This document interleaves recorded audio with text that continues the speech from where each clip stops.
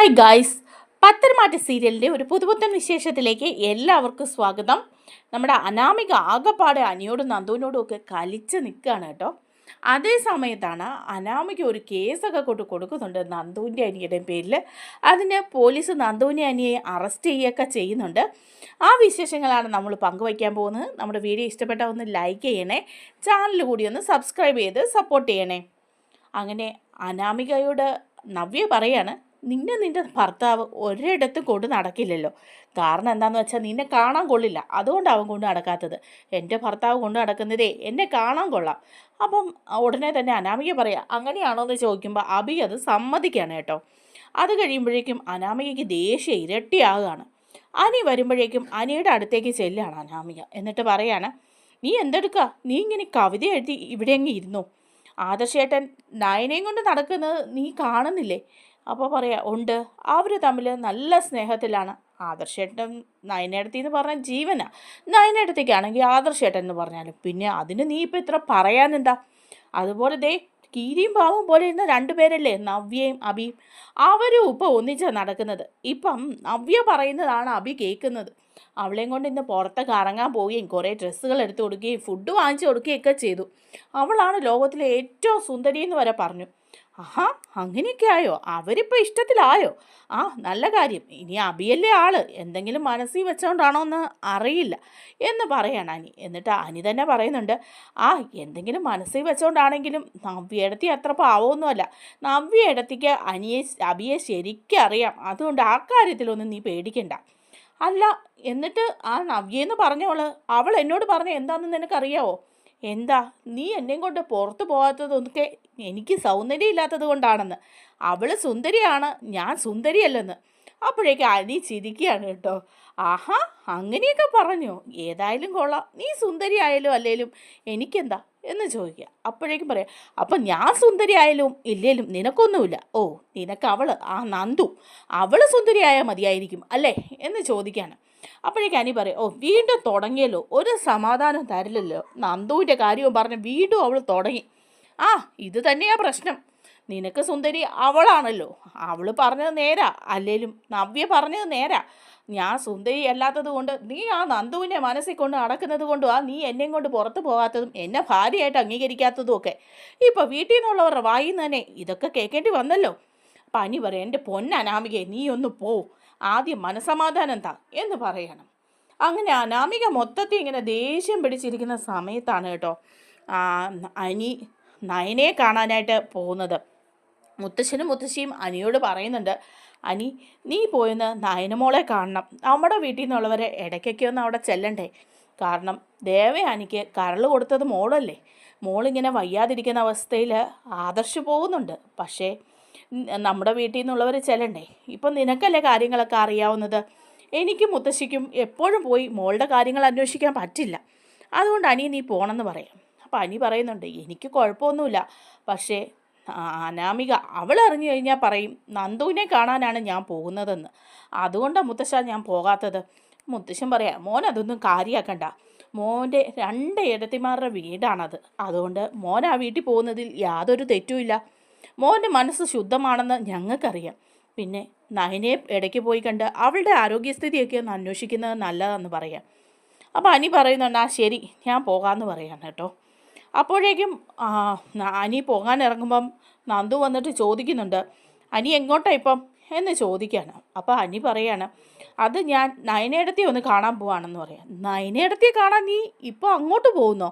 അതെ, അങ്ങോട്ട് പോകുന്നു. മുത്തശ്ശനും മുത്തശ്ശിയും എന്നോട് പറഞ്ഞു ഇടയ്ക്ക് നയനേടത്തെ ഒന്ന് പോയി കാണണമെന്ന്. ഓഹോ, അതെന്തിനാ നയനേടത്തെ ഇടയ്ക്ക് പോയി നീ കാണുന്നത്? അതിൻ്റെ ആവശ്യം എന്താ? അതിൻ്റെ ആവശ്യം എന്താണെന്ന് വെച്ചാൽ നയനേടത്തെ ഇപ്പോൾ അവരുടെ വീട്ടിൽ പോയി നിൽക്കുകയല്ലേ. അപ്പം ഇവിടുന്ന് ആരെങ്കിലുമൊക്കെ ഒന്ന് പോയി അന്വേഷിക്കണം. അതിന് അവളുടെ ഭർത്താവ് ആദർശ് 24 മണിക്കൂറും അവിടെയല്ലേ. പിന്നെ നീ എന്തിനാ പോകുന്നത്? അപ്പോഴേക്കും അനി പറയാം, മുത്തശ്ശനും മുത്തശ്ശിക്കും ഒന്നും ഇടയ്ക്ക് പോയി അന്വേഷിക്കാൻ പറ്റാത്തത് കൊണ്ട് എന്നോടൊന്ന് പോകണമെന്ന് പറഞ്ഞു, അതാ ഞാൻ പോകുന്നത്. ഓഹോ, ഉർവശി ശാപ ഉപകാരം എന്ന് പറഞ്ഞ പോലെ നീ അങ്ങോട്ട് പോകാൻ കാത്തിരിക്കുമായിരുന്നല്ലോ. എന്തായാലും നീ അവിടെ പോയി ആ നന്ദുവിനെ കാണാൻ പോകുന്നതെന്ന് എനിക്കറിയാം. അങ്ങനെയാണെങ്കിൽ ഉണ്ടല്ലോ അനി, ഞാൻ അവിടെ വന്ന് പ്രശ്നം ഉണ്ടാക്കുമെന്ന് പറയാം. നീ എന്താണെന്ന് വെച്ചാൽ നിനക്ക് ചെയ്യാൻ പറ്റുന്നത് ചെയ്യേ എന്ന് പറഞ്ഞിട്ട് പോവുകയാണ് കേട്ടോ അനി. പനി പോയി കഴിയുമ്പോഴേക്കും ആകെ ടെൻഷൻ അടിച്ച് അനാമിക വിളിക്കുകയാണ് നമ്മുടെ രേവതിയെ വിളിച്ചിട്ട് പറയാം, അമ്മേ ആ അനി വീണ്ടും പോയിരിക്കുക നയനെ കാണാൻ നന്ദാവനത്തിലേക്ക്. ഇവിടുത്തെ മുത്തശ്ശനും മുത്തശ്ശിയും കൂടെ പറഞ്ഞു വിട്ടിരിക്കുന്നതാ. എന്താ ചെയ്യുക, ഇനിയും പോയി അവൻ ആ നന്ദുവിനെ കാണും. അതിനു വേണ്ടി മാത്രമുള്ള പോക്കാത്.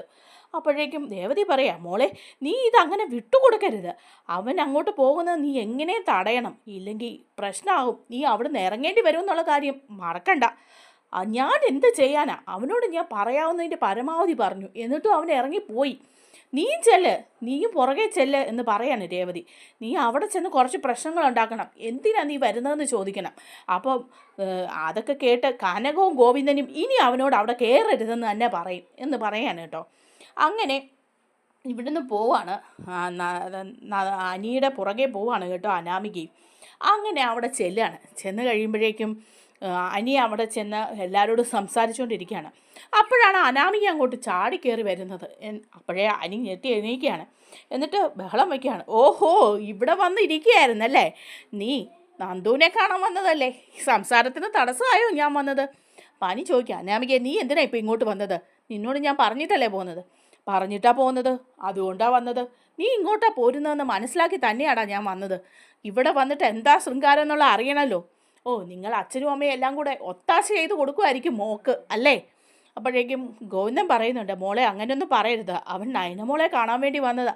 ഓ എന്താ ഇത്ര കാണാനിരിക്കുന്ന നയനമോക്ക്? എന്ത് കാണാനാ വരുന്നത്? ചേട്ടത്തി അനിയത്തി എല്ലാവരെയും കാണാൻ. അവിടുത്തെ ആണുങ്ങൾ മുഴുവൻ ഇവിടെയാണല്ലോ എന്ന് പറയുമ്പോഴേക്കും അനിക്ക് നല്ല ദേഷ്യം വരികയാണ്.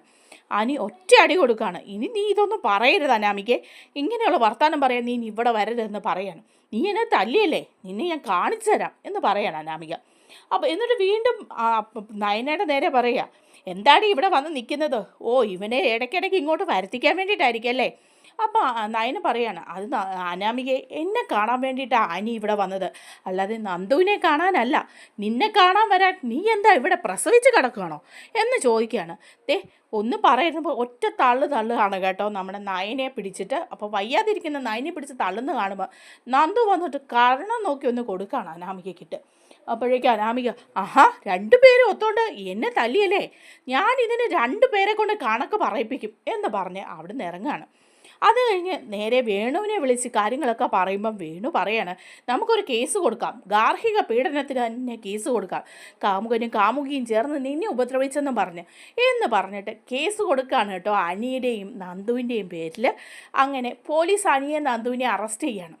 അത് കഴിയുമ്പം അനാമികയോട് അനി ചോദിക്കുന്നുണ്ട്, നീ എന്താണ് പ്രശ്നം ഉണ്ടാക്കുന്നത്, ഞങ്ങൾ എന്ത് തെറ്റ് ചെയ്തിട്ടാണ് ഇപ്പോൾ അറസ്റ്റ് ചെയ്തതെന്ന് ചോദിക്കുമ്പം പോലീസ് പറയാണ്, ഗാർഹിക പീഡനത്തിനാണ്. നിങ്ങളുടെ ഭാര്യയല്ലേ ഇവളെ നിങ്ങളും നിങ്ങളുടെ കാമുകിയായ നന്ദുവും ചേർന്ന് പീഡിപ്പിച്ചു എന്നുള്ളതാണ് പരാതി. നിങ്ങൾ രണ്ടും കൂടെ ആ കുട്ടിയെ അടിച്ചു ഉപദ്രവിച്ചു എന്നൊക്കെയാണ് പരാതിയിൽ കഴമ്പുണ്ട്. ഇന്നത്തെ കാലം അറിയാമല്ലോ എന്ന് പോലീസ് പറയാണ്. അപ്പം നന്ദു പറയുന്നുണ്ട്, സാർ ഞങ്ങൾ തമ്മിൽ യാതൊരു ബന്ധവും ഇല്ല, കാരണം എനിക്ക് വേറൊരു വിവാഹം വീട്ടുകാർ ആലോചിച്ചിട്ടുണ്ട്, ഈ അനാമികയ്ക്ക് ഉള്ള തെറ്റിദ്ധാരണയാണിതെന്നൊക്കെ പറയാണ് കേട്ടോ. അപ്പോൾ പോലീസ് പറയുന്നുണ്ട്, തെറ്റിദ്ധാരണയാണേലും എന്താണേലും ഗൗരവമുള്ള വിഷയമാണ്, ഗാർഹിക പീഡനത്തിന് തന്നെയാണ് കേസ് എടുത്തിരിക്കുന്നത്. ഈ കുട്ടിയെ ഇയാൾ അടിച്ചു, താനും അടിച്ചു, അപ്പം അതിൻ്റേതായ ഒരു കേസ് നിലനിൽക്കുമെന്ന് പറയാണ് കേട്ടോ. അനാമികയ്ക്കാണെങ്കിൽ അതൊക്കെ കേൾക്കുമ്പോൾ അങ്ങ് സന്തോഷമായിട്ട് നിർവൃതി അടഞ്ഞിങ്ങനെ നിൽക്കുകയാണ്. നമ്മുടെ വീഡിയോ ഇഷ്ടമായാലൊന്ന് ലൈക്ക് ചെയ്യണേ, ചാനൽ കൂടി ഒന്ന് സബ്സ്ക്രൈബ് ചെയ്ത് സപ്പോർട്ട് ചെയ്യണേ. താങ്ക്